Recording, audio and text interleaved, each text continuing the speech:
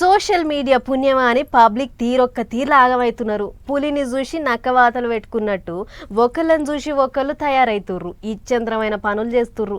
ఏమన్నంటే trending అంటుర్రు. కొంతమంది అయితే పని కట్టుకొని మరి పబ్లిక్ను పరిశాన్ చేసే పనులు చేస్తుర్రు. అన్నేమో కానీ ఇప్పుడు ఈ పసుపు ముచ్చట భలే తిరుగుతుంది ఈ ఇంటర్నెట్లో. చూడురు మీరే. పసుపు ట్రెండ్ అట, పసుపు ట్రెండ్ పాడగాను. ఇంట్లో పసుపు డబ్బాలన్నీ కాలవుతున్నాయి. ఇప్పుడు గాజు గిలాసాల నీళ్లు తీసుకునుడు, దాని కింద సెల్ ఫోన్ లైట్ పెట్టుడు, మీదికేంచి నీళ్ళల్లో పసుపు వేసుడు.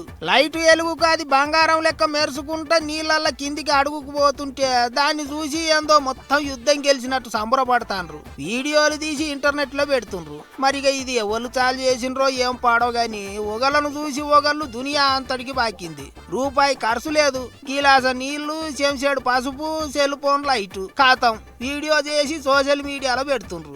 ఎక్కడ చూసినా ఇప్పుడు ఈ పసుపు నీళ్ళ వీడియోలే కనిపిస్తాన్నాయి.